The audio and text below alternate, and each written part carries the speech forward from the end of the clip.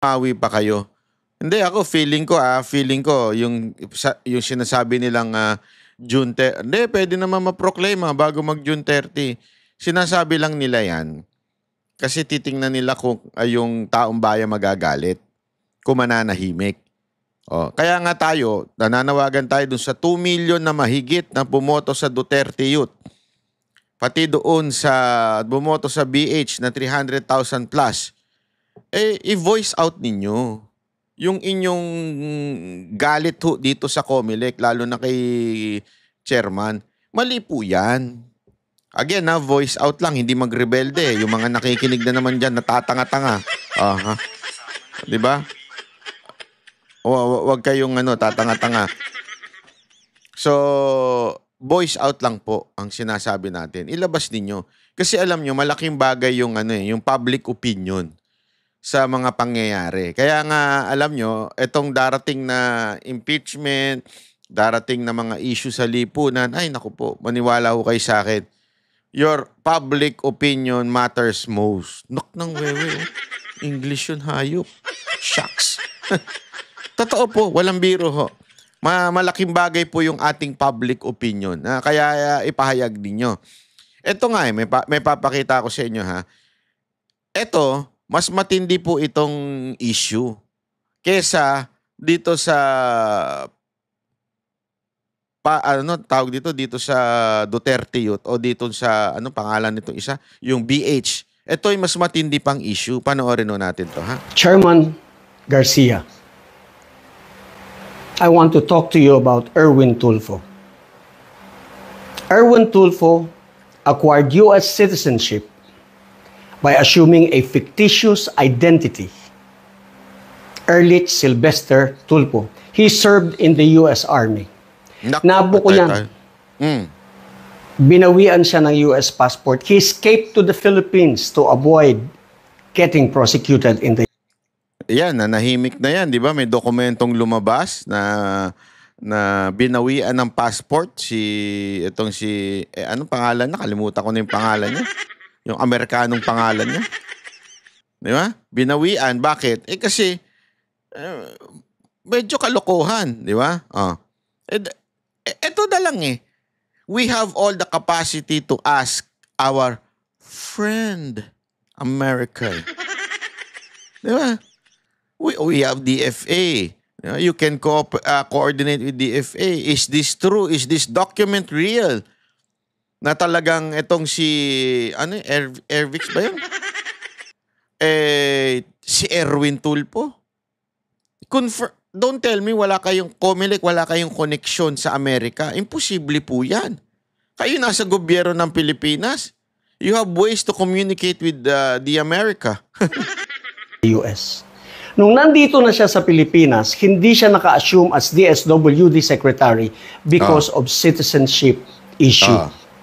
Surprisingly, naging congressman, nag-represent, pinayagan. Mantakid mo Hindi na nga pinayagan siya maging secretary. Di ba hindi siya nako-confirm ng dun sa yung parang yung confirmation committee ng legislative dahil nga po sa problema ng citizenship, sa issue ng citizenship. Tapos, all of a sudden, naging congressman ng AXIS. Ang lupit nyo, Brad. And now, pinatakbo ninyo at pinroclaim ninyo bilang senador, di ba?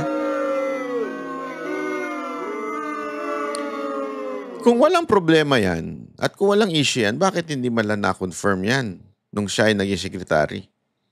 Pangalawa, ano itong dokumento na ito na lumabas na siya ay isang may hawak na American passport? Hindi ko sinasabing confirm. That's why I keep on saying na meron namang capacity itong COMELEC to double check with the DFA natin, to coordinate with the US Embassy if this is true. You have the ways to do it. Pero ano ginawa ninyo? Inupuan nyo for 3 years. Tapos pinayagan ninyong ma-proclaim. Yun nga yung question dun Bakit etong nangyari sa Duterte Youth at sa BH, biglang nag-post kayo. Biglang, sandali, may disqualification case. Diba? Anak ng tutsa yan. Kahit na hindi na siya natural-born Filipino. He ran for the Senate. Pinailan ko ng disqualification, hindi nyo ginalaw. Tinulugan ninyo. I requested you, I moved to prevent his proclamation. You proclaimed him. But that never mind. That proclamation will not work for him because the issue that I raised in my petition is that did he or did they, all the Tulfos, did they qualify as candidates? Now you have to resolve that. Whether or not they qualified as candidates. Kahit na pinroclaim nyo pa, if they did not qualify as candidate, that's null and void. Mr. Garcia, how much? Ay, nako, how much? How much daw? How much? How much? Shit. Tanong natin kay Marcoleta. Hindi kasi si Senator Marcoleta ay meron siyang akusasyon before na merong offshore account daw itong si COMELEC Chairman Garcia. Now that he is a senator, let us ask Marcoleta to investigate and have a hearing.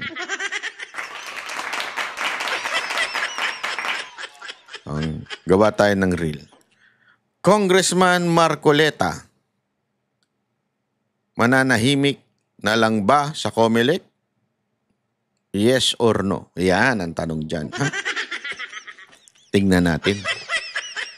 Pero ako, kumbinsido ako na gagalaw yan si Congressman Marcoleta. Matapang nga tao yan eh. Oo, matapang nga tao yan. Talagang may prinsipyo yan. No, hinahangaan natin mga Duterte supporter yan. So, sa tingin ko, hindi naman siya... He will not fail us, di ba? Ngayon, ang talagang panawagan ay itong si COMELEC chairman ay talaga managot. At isa pang panawagan ay magkaroon talaga ng manual counting para makagawa ng batas na to really... Kasi yung nangyari, nasa konstitusyon natin yan eh. Di ba? Nasa konstitusyon natin yan na dapat may manual counting kasabay nung automation, di ba? So, hybrid. Nagtataka nga tayo, bakit hindi ginagawa? So, dapat gumawa pa ng batas na i-implement ito na maayos. Pag hindi in-implement, I don't know kung anong parusan pwedeng gawin natin sa mga COMELEC commissioner, di ba? Pero dapat i-implement ito. Required na bilangin manually ang mga election na returns, diba? Dapat po bilangin talaga siya. Para ikumpara doon sa digital. Para pagka hindi siya pareho, abay may problema tayo. Sabi nga, merong nakasingit. Mahirap yan sa mga mag-aasawa, bigla may nakasingit sa asawa mo. Yung kumpare mo, gano'n. O hindi man kumpare mo, baka yung tubero, pinasukan ng tubo. Mahirap yan, mga nakasingit. Yeah, kaya dapat magkaroon ng batas dyan. O, tuloy. How much do you value the Constitution? Ayan. Yung pala naman na ibig niya sabihin ng how much do you value the Constitution? Kayo naman, masyado kayong judgmental.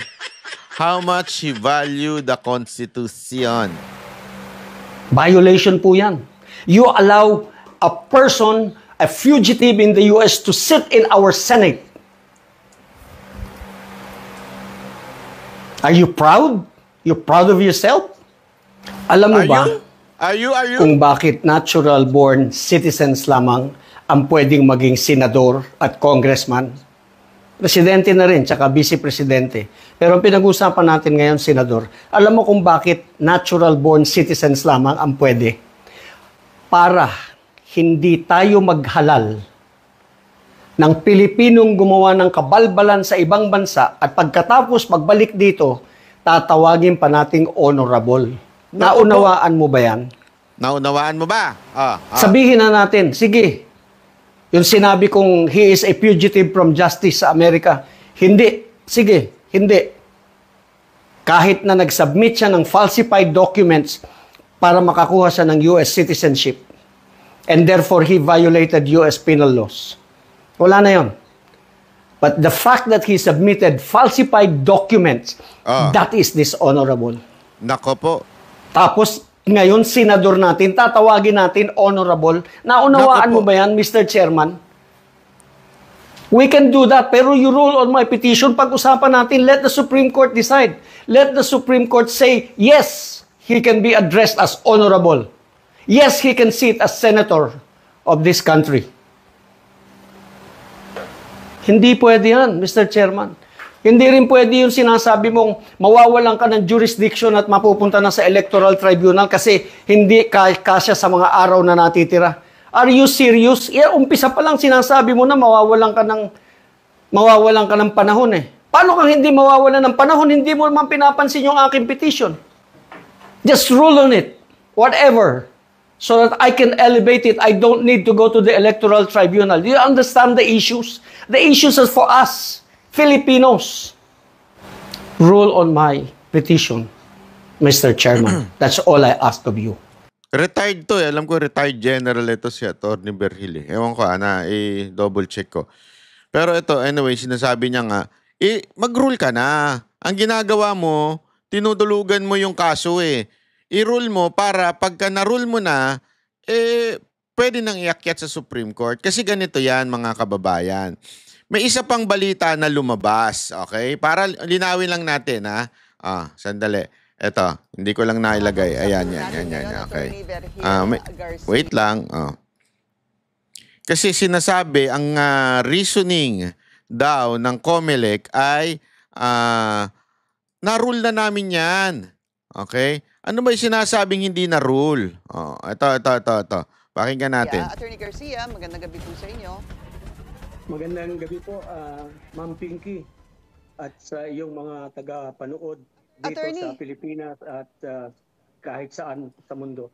kayo po ang nag-file ng disqualification case laban sa mga Tulfo, pero na-dismiss po ang mga ito at ngayong naiproklama na si Erwin Tulfo bilang senador. Ano po ang plano niyong gawin hinggil dito?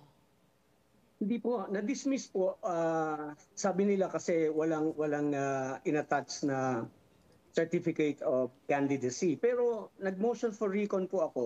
It's live. Hindi po siya dead. It's a live petition. It's pending with the Commission and Bank.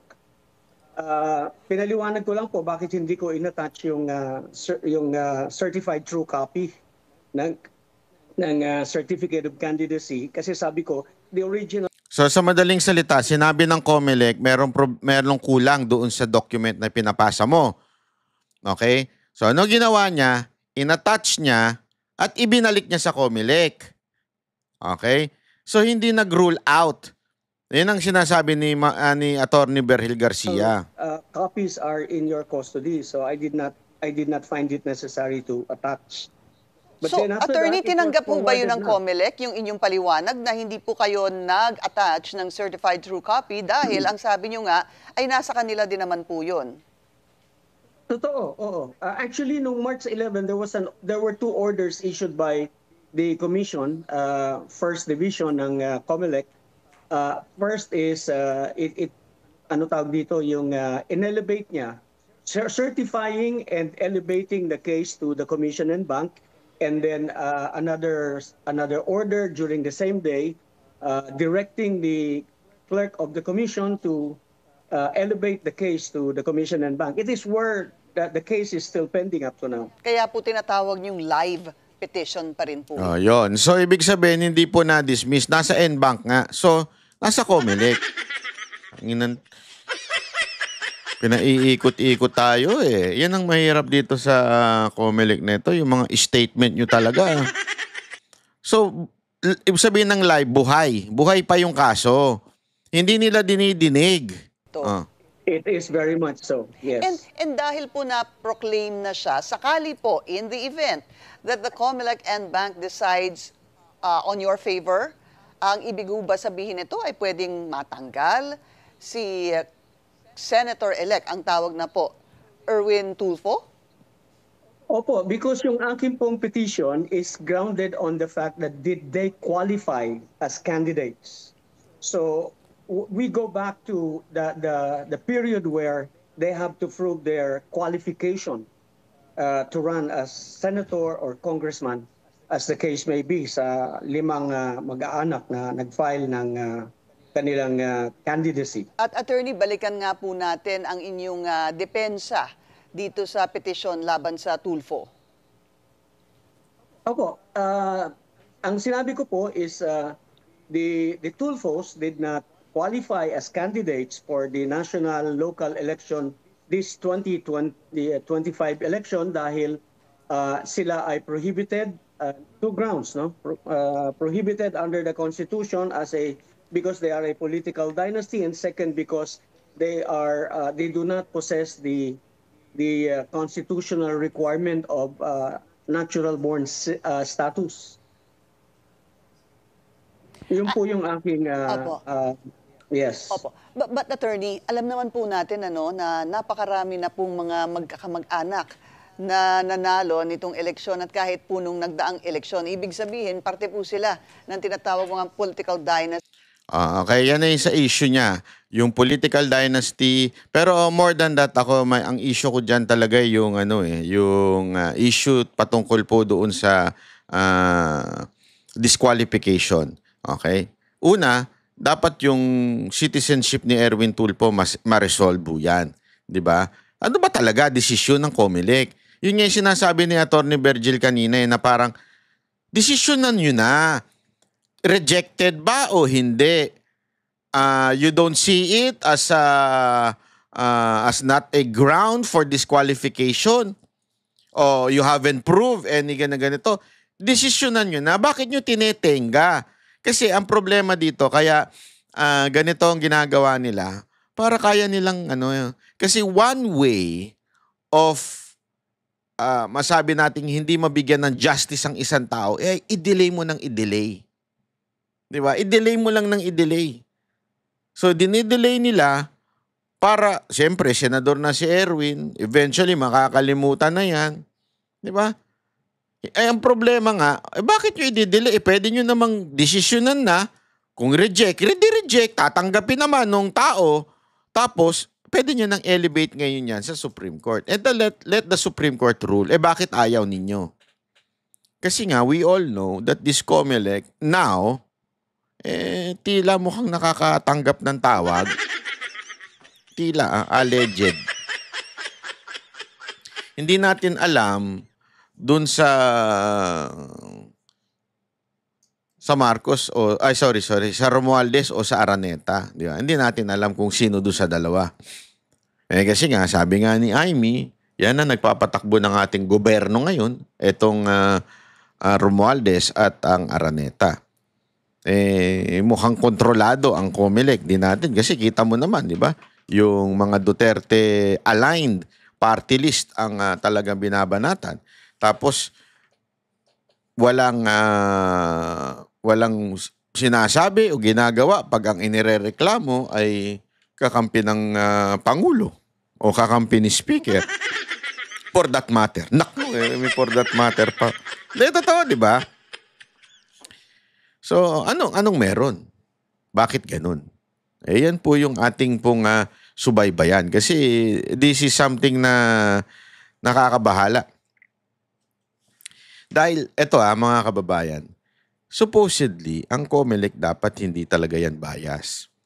Dapat ang COMELEC patas talaga yan. Kasi, sila yung sila yung sandigan ng quote-unquote democratic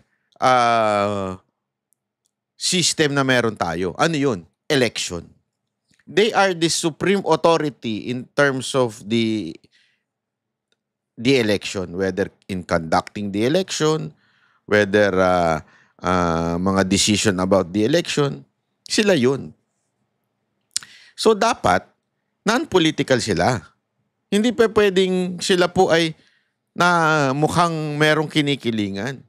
Hindi. Ang nangyayari talaga ngayon basta hindi mo kaalyado, nasususpende.